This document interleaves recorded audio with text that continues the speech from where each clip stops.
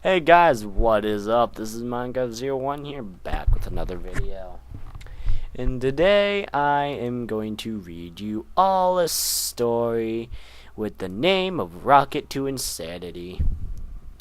I tried to record this once, but then I effed up and then everything got failed. It just failed. So, let's get started to reading. Rocket to Insanity. A story inspired by Sergeant Sprinkles' Cupcakes fanfic. Well, shit. This work of fiction contains material that is maybe sensitive to some readers, as in murder, gore, and death. Viewer discretion is advised. Don't ask why I'm doing it in a different voice. Thought it'd sound cooler, okay? There is an evil within the hearts of all ponies, such as a balance of nature. Good can only prevalent for so long before evil musters its forces and seizes upon heart, twisting friendships into war, loyalty into deceit, and the kindness into unadulterated hate. Unknown author, 622 BL. Ah! Ah! Ah! Screams echoed through the cloud palace of Rainbow. Could you hear that? Well, I'll find out when I go and listen to this again. Screams echoed through the cloud palace of the Rainbow Dash's home, the filly star wide awake in a cold sweat, terror surging through her veins. Nightmares. Again. 7th time this month, and it was always the same one. The one with the cupcakes. Flashing of memory lanced through her head, wings being hacked off, then ripped from their own sockets. Needles plunged in her beating heart, adrenaline injected into her body to keep her awake and alert at all time as the torture went on.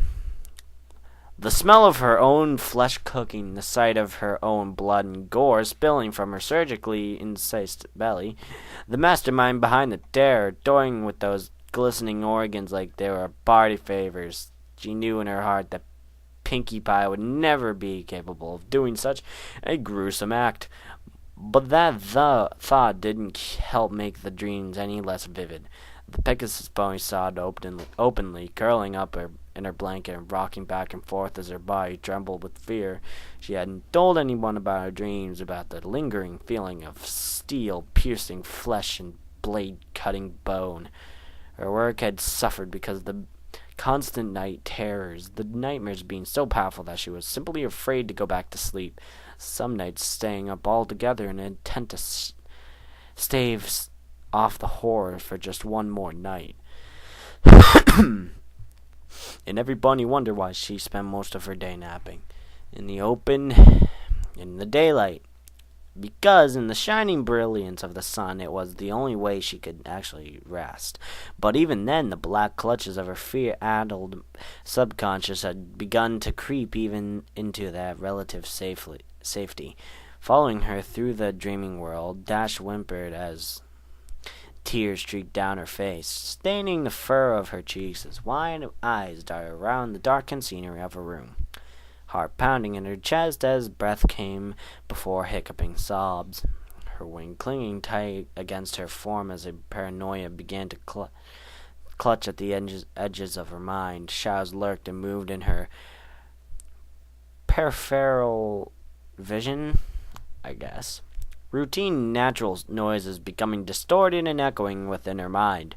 As adrenaline surged through her shivering form, this wasn't healthy. Her mind was slowly breaking under the horrors of her subconscious mind, things that nobody should ever see, even have the slightest thought about chipping away at their psyche.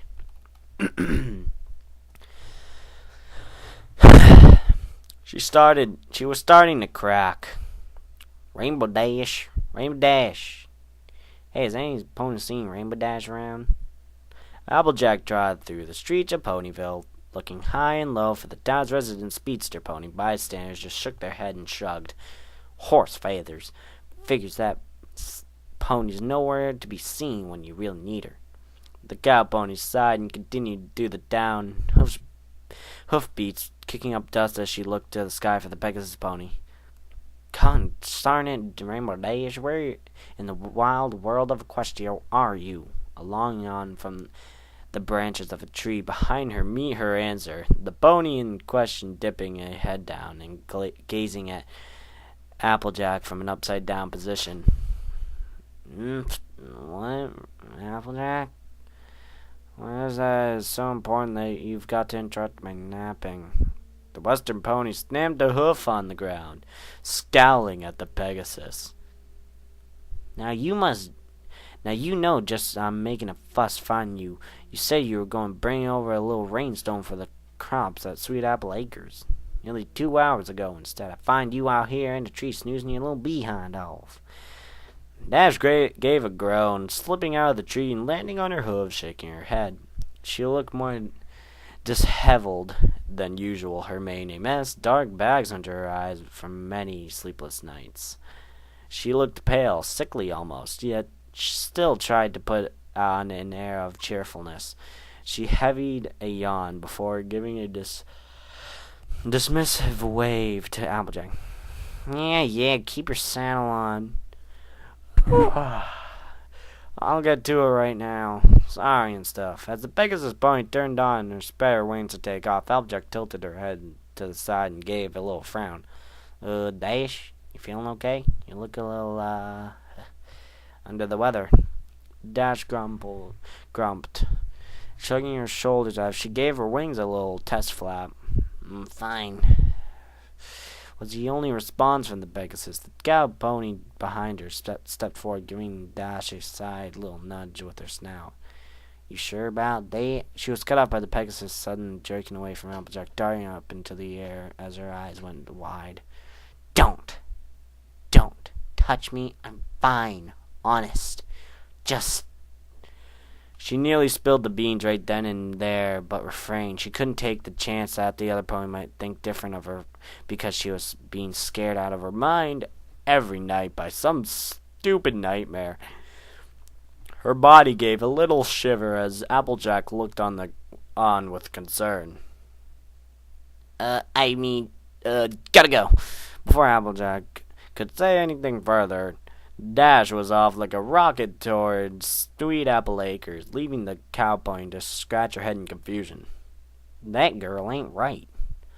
Another terror-filled night. Dash lay curled upon the floor of her cloud house, blankets swathed around her shivering form. It was worse this time. She had been flayed open, set upon the dining table of the pink earth pony, as slabs of her own meat, dripping with her life fluids, was sheared from her flanks, served to all of her friends. Herself, still somehow alive enough to be aware of the entire situation, hearing the laughter as they all devoured her living form, as fork and knife dug into her innards, tearing her apart. She was nothing more than a slab of meat for her friends' enjoyment. Hiccups punctured through the heavy sobs of the Pegasus pony, clutched at her head. The visions that her nightmares had been visiting upon her, ingrained with her memory, every horrible detail. The fury pain of rended flesh to the sickening sound of innards being torn and ripped out of her belly was cast in a vivid depiction. She whined as she lay curled tightly upon the floor, sniffling as tears gushed from her eyes. Just leave me alone. Why won't you leave me alone? She hiccuped, rocking back and forth. I don't deserve this. Just stay out. Stay out of my head. Get out of my head, please. Just get out of my head. Fear turned into anger, Dash beating her hooves against her temples. Get out. Get out. Get out. Get out. Get out. She wept openly, grinding her forehead against the floor of her room, whose pounding and pounding at her head, bruising the flesh as pent-up frustration and sleep deprivation erupted in agonized scream of rage and sorrow. Another night, another crack in the window. Every pony had noticed it. It was in the way she walked, the way she talked. Her body language just screamed it. Gone was Rainbow Dash, that cheerful, brash speech speedster, replaced by some hollow shell. She drifted aimlessly around Ponyville as weeks of interrupted sleep had taken its toll upon her. All of her friends knew that something was up, but none of them knew exactly what it was. She had pushed them away when they tried to confront her, lashing out like a wounded animal any time they tried to console her or plead her to get help. Too headstrong, some would say. Too proud, others still. But none of them realized the gravity of the situation until that one fateful day, the day that Rainbow Dash finally snapped.